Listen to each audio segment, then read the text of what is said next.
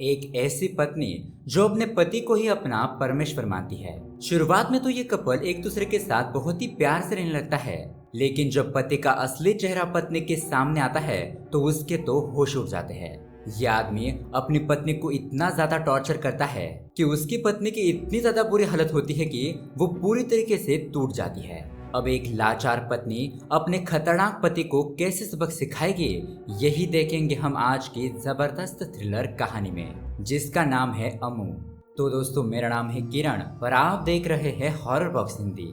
अगर आपको भी ऐसे ही साउथ की मूवीज देखना पसंद है तो हमारे चैनल को सब्सक्राइब जरूर कीजिए, क्योंकि हम आपके लिए ऐसे ही वीडियोस लाते रहते हैं। तो चलिए बिना किसी देरी के शुरू करते हैं आज की कहानी।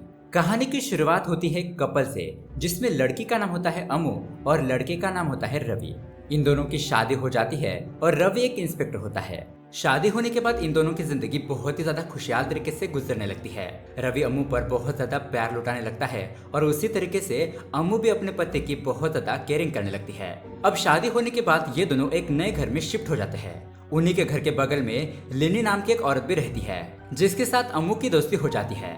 खैर, अब एक दिन अमू रवि को सरप्राइज देने के लिए पुलिस स्टेशन प्यार से लंच लेकर जाती है और अमू का ये प्यार रवि को बहुत ज्यादा पसंद आता है। कुछ दिनों से अमू रवि से सिलाई मशीन मांग रही थी और घर आते वक्त रवि अमू के लिए सिलाई मशीन लेकर आता है, उसे गिफ्ट के तौर पर देने के लिए, ताकि दोस्तों अमू घर पर बैठे बैठे बोर ना हो और वो छोटे मोटी सिलाई का काम करके कुछ पैसे कमा ले। रवि की ये मोहब्बत देखकर अमू भी उसे आई लव यू कहती है। खैर, अब दूसरे दिन जब रवि अपने पुलिस स्टेशन आता है तो उसके पुलिस स्टेशन में एक केस आता है। मतलब कि एक लड़की को किसी ने बहुत ही बेरहमी से मारा पीटा था। उस लड़की की हालत देखकर रवि अपने सभी टीम मेंबर से कहता है कि आज के बाद से कोई भी लड़की या औरत इस तरह से दुखी नहीं होनी चाहिए। नाइट ड्यूटी की पेट्रोलिंग बढ़ा दो। जो कोई भी शक के दायरे में आता है उसे फौरन पुलिस स्टेशन लेकर आओ। अब यहाँ इस तरफ अमू घर पर बैठकर सिलाई का काम कर रही होती है। तभी अचानक रवि अमू को कॉल करके उसके साथ रूडली बात करने लगता है। कहता है कि अब तुम कहाँ मर गई, तुम किसके साथ घूम रही हो, क्या तुम मेरे लिए लंच लाना भूल गई। अमू कहने लगती है कि अरे आपने नहीं कहा ना, इसलिए मैं आज आपके लिए लंच लेकर नहीं आई। रवि कहने लगता है कि तो क्या मैं यहाँ पर भूखा मरूं, हर वक्त तुमको बोलना पड़ता है। अब ये बात सुनने के बाद अमू तुरंत ही खाना बनाकर पुलिस स्टेशन पहुंच जाती है रवि को खाना खिलाने के लिए। लेकिन यहाँ पर रवि तो खाना ही नहीं खाता, उल्टा अमू से कहने लगता है कि मुझे माफ कर दो, मैंने तुमको बहुत ज्यादा तकलीफ दी। आज मेरे लिए खाना लाने के लिए बहुत बहुत थैंक यू, बहुत ज्यादा एहसान किया तुमने मेरे ऊपर। अमू कहने लगती है कि अरे रवि सॉरी, मुझे नहीं पता था आज आपको लंच चाहिए, प्लीज आके खा लीजिए ना। लेकिन रवि तो अमू पर गुस्सा होकर मना कर देता है और बेचारे अमू वहीं पर बैठी रहती है। उसे लग रहा था कि रवि खाना खाने के लिए आएगा, लेकिन बहुत देर होने के बावजूद भी रवि खाना खाने के लिए नहीं आता। बेचारे अमू सारा खाना लेकर अपने घर चली जाती है। अब रात होने के बाद जब रवि अपने घर पर आता है तो अमू दोबारा से रवि को बहुत ही प्यार से खाना खिलाने लगती है। लेकिन अभी भी रवि अमू से कहने लगता है कि मुझे भूख नहीं है, तुम खाना खा लो। अब उसके कुछ देर बाद जब रवि अपने बिस्तर पर सो रहा होता है तो अमू रवि के साथ रोमांस करते हुए उसे मनाने की कोशिश करने लगती है। लेकिन रवि अमू पर गुस्सा हो जाता है और कहने लगता है कि क्या इतनी चुल मची है तुम्हारे अंदर, क्या तुम एक दिन भी सेक्स के बिना नहीं रह सकती। अब रवि की ऐसी बातें और इतना ज्यादा बिगड़ा हुआ बर्ताव देखकर अमू के तो होश उड़ जाते हैं। वो सोचने लगती है कि अचानक रवि को क्या हो गया, शायद पुलिस स्टेशन में कुछ प्रॉब्लम हुई होगी। ऐसा सोचकर वह सो जाती है। अब उसके दूसरे दिन हम देखते हैं अमू रवि के लिए 1 बजे से पहले ही लंच लेकर जाती है, ताकि रवि अमू पर दोबारा से गुस्सा ना हो। अब उसी रात को एक कांस्टेबल के घर पर एक छोटी सी पार्टी चल रही होती है और इस छोटी सी पार्टी में रवि अमू को लेकर यहाँ पर आता है और इस पार्टी में कांस्टेबल की वाइफ्स भी आई होती है। और इसी पार्टी के दौरान देखते ही देखते रवि मुस्कुराते हुए अमू की बेइज्जती करने लगता है। कहने लगता है कि पता नहीं मैंने कौन से जन्म में ऐसा पाप किया होगा कि मुझे ऐसी बीवी मिली जो मेरी बिल्कुल भी केयर नहीं करती। तभी बाकी के कांस्टेबल कहने लगते हैं कि अरे सर, आप ये कैसी बातें कर रहे हो, हर रोज तो मैडम आपके लिए बहुत ही प्यार से लंच लेकर आती है, आपका बहुत ज्यादा ख्याल रखती है। लेकिन रवि उन लोगों से कहने लगता है कि अरे यार, तुम लोगों को क्या पता, वो तो ऊपर ऊपर का दिखावा है, घर के अंदर क्या चलता है ये तो मैं ही जानता हूँ। इस तरह से मजाक मजाक में अमू को बहुत ज्यादा जलील करने लगता है। अब उसकी थोड़ी देर बाद जब ये दोनों बाइक से अपने घर पर आ रहे होते हैं तो यहाँ पर बारिश भी स्टार्ट हो जाती है। ये दोनों किसी जगह पर स्टॉप करते हैं और वो गाड़ी एक जगह पर रोकते हैं। अब यहाँ पर रवि की बातों से अमू को बहुत ज्यादा गुस्सा आता है। वो यही बात रवि से पूछने लगती है कि आपने उस पार्टी में मेरी बेइज्जती क्यों की। रवि कहने लगता है कि अरे अम्मू, वो तो बस एक मजाक था, तुम उन बातों को ज्यादा सीरियसली मत लो। अम्मू कहने लगती है कि आपको पता भी है मैं हर वक्त आपके ही बारे में सोचती रहती हूँ। आपको क्या पसंद है क्या पसंद नहीं है ये सब कुछ देखती हूँ। क्या आपने कभी मेरे बारे में इतना सोचा? कभी आपने मुझसे पूछा कि मैंने खाना खाया या फिर नहीं? लेकिन रवि बाइक पर बैठकर कहने लगता है कि देखो तुम मुझसे बहस मत करो, फटाफट से बाइक पर बैठो, हमें घर जाना है। अम्मू कहने लगती है कि नहीं रवि, मुझे आपसे जवाब चाहिए, क्यों आप अचानक बदल गए? अब दोस्तों अम्मू का ऐसा कहना ही था कि रवि अम्मू को वहीं पर छोड़कर अपने घर पर चला जाता है और बेचारी अम्मू आधी रात को बहुत ही मुश्किल से ऑटो पकड़कर अपने घर पर आती है। घर आने के बाद रवि अम्मू से कहने लगता है कि अब तो तुम्हारी अकल ठिकाने आ ही चुकी होगी। अम्मू भी रवि से कहने लगती है कि अगर दोबारा आपने मुझे ऐसे बीच रास्ते पर छोड़ा तो मैं वापस घर नहीं आऊंगी। अब ये बात सुनते ही रवि को बहुत ज्यादा गुस्सा आ जाता है और वो खाने के प्लेट को फौरन अम्मू की तरफ फेंकता है। लेकिन देखते ही देखते अचानक से रवि का बर्ताव बदल जाता है। वो अम्मू को सॉरी बोलते हुए कहने लगता है कि अम्मू मैं तुम्हारे बगैर नहीं जी सकता, अगली बार ऐसी बातें मत करो। खैर अब उसके दूसरे दिन अम्मू के माता पिता अम्मू के घर पर आते हैं और फिलहाल रवि अम्मू के माँ बाप को शादी में जो खर्चा हुआ था उसके लिए थोड़े पैसे देने लगता है। उसके थोड़ी देर बाद अम्मू अपनी माँ के गले लगती है और बहुत ही ज्यादा रोने लगती है। कहने लगती है कि माँ आपने मेरी शादी इतनी जल्दी क्यों कर दी? आप लोगों ने मेरे बारे में क्यों नहीं सोचा? आप लोग मुझसे पूछते भी नहीं हो कि मैं खुश हूँ या नहीं। और तभी हम देखते हैं कि कमरे के बाहर अम्मू की ये सारी बातें रवि सुन रहा होता है और रवि को अम्मू के ऊपर और भी ज्यादा गुस्सा आता है। थोड़ी देर के बाद जब रवि अपनी बाइक लेकर घर से बाहर जा रहा होता है तो अम्मू रवि को रोकने की कोशिश करती है। मतलब कि अचानक रवि ऐसे घर से बाहर चला जाएगा तो अम्मू के माँ बाप क्या सोचेंगे, इसलिए रवि को रोकने के लिए अम्मू बाइक की चाबी निकाल लेती है और ये देखकर रवि बिना सोचे समझे अम्मू के ऊपर हाथ उठा देता है। उसे एक जोरदार थप्पड़ मारता है और खोपचे में बुलाकर कहता है कि सॉरी अम्मू सॉरी, मुझसे गलती हो गई, मुझे तुमको मारना नहीं चाहिए था। और जानबूझकर रवि अम्मू को अपनी बाहों में जकड़कर दबाने लगता है। उसके बाद बेचारी अम्मू आईने के सामने आकर अपना गाल चेक करने लगती है और दोस्तों सच में उसका गाल बहुत ही ज्यादा लाल हो चुका था। अब ये चीज उसके माँ बाप ना देखे इसलिए अम्मू अपनी सूजन को थोड़ा कम करने की कोशिश करने लगती है। अब उसकी थोड़ी देर बाद ये चारों लोग एक मंदिर में आते हैं। इस मंदिर में जब अम्मू और उसकी माँ अकेले होती है तो अम्मू अपनी माँ से कहने लगती है कि माँ उन्होंने मुझे मारा। ये सुनने के बाद अम्मू की माँ उसे पूछने लगती है कि तुमने ऐसा क्या कर दिया जो दामाद जी ने तुम्हें मारा? वो ये नहीं पूछती कि किसकी गलती थी। तो अम्मू यही बात अपनी माँ से पूछने लगती है कि माँ तुमने कैसे समझ लिया कि मेरी ही गलती होगी? अब यहाँ पर मैं क्या करूँ बताओ? अम्मू की माँ कहने लगती है कि देखो अम्मू, ये तुम्हारे साथ पहली बार नहीं हुआ है, ये मेरे साथ भी हुआ है। जब तुम्हारे पिताजी ने मेरे ऊपर पहली बार हाथ उठाया था तो मैंने भी यही बात अपनी माँ से शेयर की थी और उस वक्त मेरी माँ ने मुझसे जो कहा था वही बात मैं तुमको बता रही हूँ। देखो वो मर्द है, कभी ना कभी अपनी पत्नी पर हाथ उठाएगा क्योंकि मर्द बाहर काम करता है, उसे बहुत सारी परेशानियों का सामना करना पड़ता है और घर में ऐसे छोटे मोटे झगड़े होते हैं तो मर्द अपनी औरत के ऊपर ही गुस्सा करेगा ना। लेकिन मैं तुमको ये सब कुछ सहन करने के लिए नहीं कहूंगी। अगर मर्द का अत्याचार बहुत ज्यादा बढ़ जाता है तो कई औरतें उसे छोड़कर चली जाती है। अब आगे क्या करना है ये तुम्हें सोचना है, लेकिन मुझे लगता है कि तुम दोनों एक बच्चा कर लो, इससे रवि का गुस्सा बहुत ज्यादा कम हो जाएगा। इस तरह से अम्मू की माँ उसे छोटी सी सलाह देती है। खैर अब दूसरे दिन जब रवि अपने पुलिस स्टेशन जा रहा होता है तो अम्मू रवि के शर्ट पर बटन लगा रही होती है और ऊपर से वो खाना भी बना रही होती है। तभी वो रवि से कहने लगती है कि आप प्लीज थोड़ा खाने को हिलाते रहिए। रवि कहने लगता है कि क्या ये मेरा काम है? ऐसा कहकर रवि अपने हाथ में जो फाइल थी वो वहीं पर रखकर चूल्हे पर जो सब्जी होती है उसे हिलाने लगता है। अब देखते ही देखते उस फाइल में छोटी सी आग लग जाती है और वो रवि की इम्पोर्टेंट फाइल जल जाती है। अब रवि ये गलती अम्मू की समझकर उसे बेल्ट से मारने लगता है। कहने लगता है कि तुम एक काम ढंग से नहीं कर सकती, देखो तुम्हारी वजह से मेरी फाइल जल गई, बस तुमको रोना आता है और कुछ नहीं, सारी गलती तुम्हारी है। और रवि अम्मू को फौरन अपने घर से दफा होने के लिए कहता है। सो बेचारी अम्मू उसी जख्मी हालत में अपने कपड़े वगैरह पैक करके बस स्टेशन पहुंच जाती है। अब यहाँ एक जगह पर अम्मू बैठी होती है और उस जगह पर एक भिखारी भी बैठा होता है। ये भिखारी अम्मू की हालत देखकर उसकी सारी प्रॉब्लम समझ लेता है। वो अम्मू को समझाते हुए कहने लगता है कि तुम खुद के लिए जीना शुरू कर दो, ऐसे डर कर क्यों रहती हो? लेकिन अम्मू उस भिखारी की बातें ना मानकर सारा इल्जाम खुद के ऊपर ही ले लेती है। मतलब कि अम्मू यही समझने लगती है कि सारी की सारी गलती उसकी ही है, इसलिए रवि ने उसको इतना ज्यादा मारा पीटा। सो ऐसा सोचकर अम्मू दोबारा से अपने घर पर वापस आ जाती है। अब रात होने के बाद जब रवि वापस अपने घर पर आता है तो वो अम्मू को देखकर कहने लगता है कि क्या तुम मुझको छोड़कर जाने वाली थी? अम्मू कहने लगते हैं कि मैंने सोच लिया था लेकिन मैं जा नहीं पाई, मैं आपसे बहुत ज्यादा प्यार करती हूँ रवि, मैं आपके बिना नहीं जी सकती। इस तरह से अब दोनों में दोबारा से प्यार हो जाता है।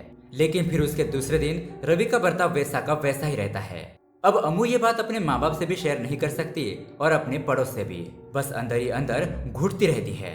अब इसी दरमियान अम्मू डॉक्टर के पास जाकर एक डिसीजन लेती है कि अभी उसको बच्चा नहीं चाहिए, उसको थोड़ा और टाइम चाहिए। सो इसीलिए अम्मू डॉक्टर के साथ बात करके ये प्लान करती है कि अम्मू और रवि कभी कभार ही फिजिकल हो सकते हैं, ना कि रोज। और उसी तरीके से अम्मू चोरी छुप के गोलियां खाती रहती है ताकि वो प्रेग्नेंट ना हो। लेकिन इसी दरमियान रवि एक और कांड करता है। रवि अपने घर में एक ऑडियो डिवाइस फिट कर देता है और उसके जरिए वो अम्मू की सारी बातें सुन रहा होता है। मतलब कि अम्मू फोन पर किसके साथ बात करती है, घर पर जब वो अकेली होती है तो वहाँ पर कौन कौन आता है, ऐसी बातों पर वो नजर रखने लगता है। अब देखते ही देखते रवि का बर्ताव अम्मू को जरा भी पसंद नहीं आ रहा था, लेकिन फिर भी वो ना चाहते हुए उसके साथ फिजिकल हो रही थी। अब ऐसे ही कुछ दिन बीत जाते हैं और अम्मू दोबारा से हॉस्पिटल जाती है डॉक्टर से मुलाकात करने के लिए। तो चेकअप के बाद अम्मू को यह बात पता चलती है कि वो प्रेग्नेंट है। वो डॉक्टर से कहने लगती है कि डॉक्टर, मैंने तो एक दिन भी पिल्स मिस नहीं की, तो ये कैसे पॉसिबल हो सकता है। डॉक्टर कहने लगती है कि शायद तुम पिल्स लेती हो, ये बात तुम्हारे पति को पता हो और तुम्हारे हस्बैंड ने ही वो पिल्स चेंज कर दी हो। ये बात सुनने के बाद अम्मू तो शॉक रह जाती है। अब वो ये बात रवि को पता ना चले, इसलिए डॉक्टर से कहती है कि आप रवि से कहिए कि मैं प्रेग्नेंट नहीं हूँ। तो डॉक्टर भी रवि को वही बात बताती है, हालांकि रवि बच्चा चाहता है। अब उसके अगले दिन हम देखते हैं लिनी और कांस्टेबल सत्या हर एक घर जाकर हर घर की औरत का हालचाल पूछने लगते हैं, क्योंकि कल रात लिनी ने एक औरत के चीखने की आवाज सुनी थी। तो शक होता है कि कोई हस्बैंड अपने बेबी को मार रहा है। अब किसी के भी घर से कुछ पता न चलने पर फाइनली ये दोनों अम्मू के घर पर आ जाते हैं। एक्चुअली कल रात रवि ने ही अम्मू को बहुत ही ज्यादा मारा पीटा था। अब ये दोनों ही अम्मू के पास आकर उसे कहने लगती है कि बोलो, कल रात तुम्हारे साथ कुछ हादसा हुआ है क्या। अब अम्मू कुछ नहीं बोलती तो लिनी और सत्या वहां से जाने लगते हैं। लेकिन तभी हिम्मत जुटाकर अम्मू उन दोनों को अपने घर के अंदर बुलाती है और उसके साथ जो जो हो रहा है वो सारी बातें उन्हें बताती है। अब उसके बाद वहां पर कांस्टेबल इकबाल भी आता है और वो अम्मू से कहने लगता है कि मैडम, आप आईजी के पास जाइए और रवि सर की कंप्लेंट कीजिए, वो आपकी मदद जरूर करेंगे। सो उसी तरीके से अम्मू और सत्या ये दोनों ही आईजी के ऑफिस जाते हैं। लेकिन वहाँ का एक कांस्टेबल रवि को बहुत ही अच्छी तरीके से जानता था। जब वो अम्मू को यहाँ पर देखता है तो वो फौरन ही रवि को कॉल करके यहाँ पर आने के लिए कहता है। इसलिए रवि तुरंत ही आईजी के ऑफिस पहुँचता है और अम्मू और सत्या को एक दूसरे कमरे में ले जाता है। अम्मू के साथ दोबारा से प्यार से बातें करने लगता है कि अम्मू, तुम मेरे ऊपर कंप्लेंट करोगी, अगर ऐसा हुआ तो मेरी इज्जत मिट्टी में मिल जाएगी। तब सत्या रवि से कहने लगता है कि सर, आप अम्मू मैडम को नहीं मार सकते। ये सुनने के बाद रवि चोरी छुप के अम्मू से गुस्से में आकर कहने लगता है कि अम्मू, क्या मैं तुम पर हाथ उठाता हूँ, बोलो ना, क्या ये बात सच है। अब बेचारी अम्मू रवि से डर जाती है और ना कहती है और रवि उसे घर पर भेज देता है। घर पर आते वक्त अम्मू यही सोच रही होती है कि अब वो किसी भी तरह रवि को सबक सिखा कर ही रहेगी, लेकिन इसके लिए उसे एक अच्छा प्लान चाहिए, उसके पास सही मौका होना चाहिए। अब उसके अगले सीन में हमें एक बंदे को इंट्रोड्यूस किया जाता है जिसका नाम है प्रभु। प्रभु फिलहाल जेल में होता है, मतलब कि 2 लोगों के मर्डर के केस में प्रभु को जेल हो गई थी। अब ऐसे ही कुछ दिन बीत जाते हैं और प्रभु पेरोल पर बाहर आता है। लेकिन हर रोज प्रभु को सुबह और शाम रवि के पुलिस स्टेशन जाकर रजिस्टर पर साइन करना होता है। सो जब प्रभु रजिस्टर पर साइन करके पुलिस स्टेशन से बाहर जा रहा होता है तो रवि प्रभु को बाथरूम साफ करने का काम दे देता है। इस तरह से रवि हर रोज प्रभु से कोई ना कोई काम करवाते रहता है और ये देखकर प्रभु को भी उसके ऊपर बहुत ज्यादा गुस्सा आ रहा था। लेकिन रवि पुलिस वाला होने की वजह से वो कुछ नहीं कर सकता था।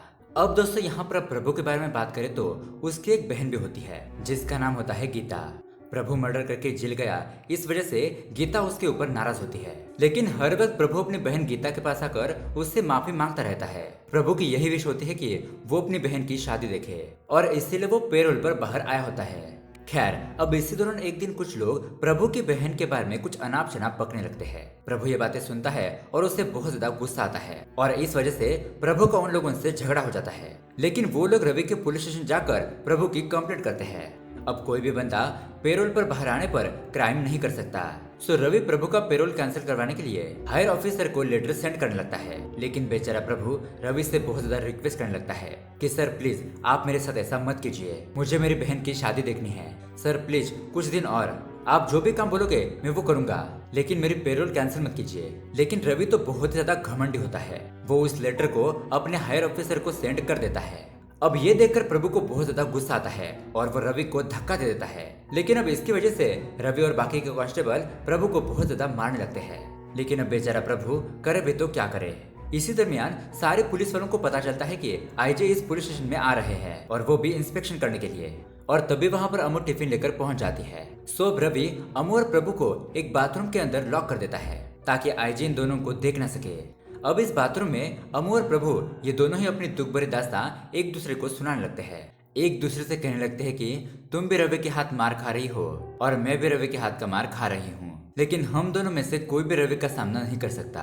प्रभु कहता है कि लेकिन मैडम मैं रवि को सबक सिखाना चाहता हूँ, मैं इस पुलिस स्टेशन से भाग जाऊंगा, देखता हूँ रवि मेरा क्या उखाड़ लेता है। अब आईजी जाने के बाद प्रभु बाथरूम से बाहर आता है। अमू प्रभु से कहने लगती है कि प्रभु मेरे पास एक बहुत ही बढ़िया आइडिया है, इस आइडिया के जरिए मेरा और तुम्हारा बदला पूरा हो सकता है। सो दूसरे दिन प्रभु मौका देकर कांस्टेबल के हाथ से भाग जाता है और इस काम में कांस्टेबल इकबाल और सत्या भी साथ देते हैं। और जब ये बात रवि को पता चलती है कि प्रभु पुलिस स्टेशन में कहीं नजर नहीं आ रहा है और वो यहाँ से भाग गया है तो रवि के तो होश उड़ जाते हैं। यहाँ दूसरी तरफ प्लान के मुताबिक प्रभु अमू के घर पहुंच जाता है। अमू के घर में एक छोटा सा स्टोर रूम था, वो उसकी साफ सफाई करके प्रभु को वहाँ पर रहने के लिए दे देती है और वहाँ पर वो उसे टाइम टू टाइम खाना भी देती रहती है। मतलब कि दोस्तों रवि खुद के घर में कभी तलाशी नहीं लेगा, इसलिए अमू ने प्रभु को अपने घर पर छुपाया था। सभी पुलिस वाले सारे एरिया में छानबीन कर लेते हैं लेकिन उन्हें प्रभु कहीं पर भी नहीं मिलता। इस तरह से रवि प्रभु के केस को लेकर टेंशन में आ जाता है और रवि को परेशान देखकर अमू बहुत ज्यादा खुश होने लगती है, क्योंकि फिलहाल प्रभु की वजह से रवि को न रात में नींद आ रही थी न दिन में चैन। अब उसके 2 दिन बाद प्रभु की मिसिंग खबर प्रभु के जानने वाले लोगों को पता चलती है तो वो सारे लोग पुलिस स्टेशन के बाहर आकर धरना देने लगते हैं। मतलब कि प्रभु पुलिस स्टेशन में साइन करने के लिए आता था लेकिन अब तक वो घर नहीं आया, तो पुलिस वालों ने प्रभु को कहाँ गायब कर दिया। तो दोस्तों अब देखते ही देखते ये बात मीडिया तक पहुंच जाती है और मीडिया कैसे बाल की खाल निकालती है ये तो आपको पता ही है। थोड़ी देर के बाद ये बात आईजी तक भी पहुंच जाती है। आईजी तुरंत ही रवि के पुलिस स्टेशन आता है और तभी उसी वक्त अमू वहाँ पर लंच लेकर आती है। आईजी अमू को देखकर कहने लगता है कि लो सर आपका लंच आ गया है, जाइए जाइए पहले लंच कीजिए, इस केस को तो मैं खुद देख लूंगा। इस तरह से रवि को सुनाने लगता है।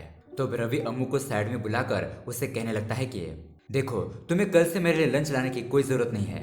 और ये बात सुनने के बाद अमू और भी ज्यादा खुश रहती है।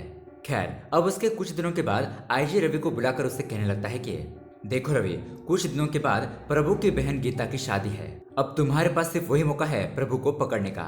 वो अपनी बहन की शादी में जरूर आएगा तो तुम उसे गिरफ्तार कर लो, लेकिन अगर तुम उसे पकड़ नहीं पाए तो तुम्हें सस्पेंड कर दिया जाएगा। और यहाँ इस तरफ पुलिस स्टेशन के बाहर प्रभु की बहन गीता भी धरने पर बैठ जाती है, क्योंकि अब तक उसके भाई का कुछ भी पता नहीं चला था। लेकिन जब यही बात प्रभु को पता चलती है तो वो बहुत ज्यादा खुश रहता है कि उसकी बहन ने उसको माफ कर दिया और यही उसके लिए बहुत बड़ी बात है। तो अब अमू प्रभु से कहने लगती है कि प्रभु हम इस खेल को यहाँ पर खत्म करते हैं, कल तुम आईजी के पास जाकर सरेंडर हो जाओ, क्योंकि इससे तुम्हें अपनी बहन की शादी देखने को मिलेगी। मैं अपने फायदे के लिए तुमको यहाँ पर रहने के लिए नहीं कहूंगी, और मेरा क्या है मैं किसी भी तरह रवि का टॉर्चर झेल लूंगी, तुम जाओ प्रभु। ऐसा कहकर वो उसे भेज देती है। लेकिन उसके कुछ देर बाद में प्रभु खुद अमू के पास आता है और उसे कहने लगता है कि आपने तो मेरी हेल्प कर दी, लेकिन अब मेरा भी फर्ज बनता है कि मैं आपकी मदद करूं। जब तक आपकी भी प्रॉब्लम सॉल्व नहीं होती तब तक मैं यहाँ से नहीं जाऊंगा। इस तरह से प्रभु अमू का साथ देने लगता है। अब उसके अगले दिन हम देखते हैं पुलिस स्टेशन के बाहर ही गीता की शादी हो जाती है, और वो भी बहुत ही सिंपल तरीके से। लेकिन रवि तो इसी टाइम का इंतजार कर रहा होता है कि प्रभु गीता की शादी में आएगा, लेकिन यहाँ पर तो प्रभु नहीं आता। तो रवि सोचने लगता है कि अब तो उसकी जॉब चली गई समझो।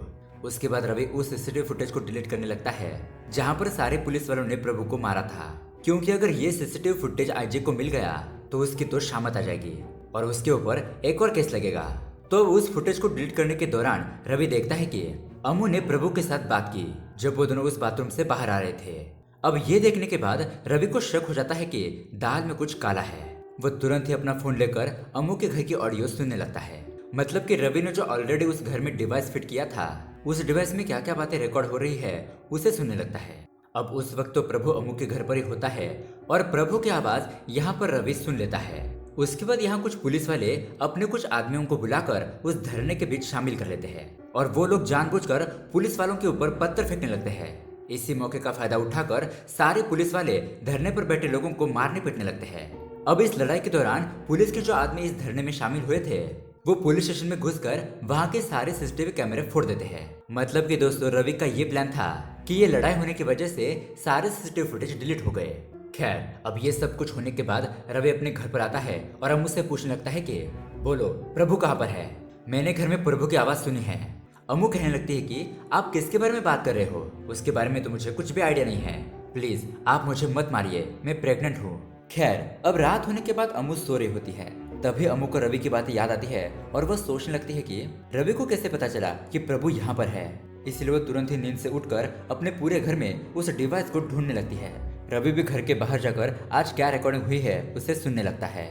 यहाँ इस तरफ अम्मू को फाइनली ढूंढते ढूंढते वो डिवाइस मिल ही जाता है और यहाँ आज की ऑडियो सुनने के बाद रवि को ये बात पता चलती है कि प्रभु पक्का उसके ही घर पर मौजूद है।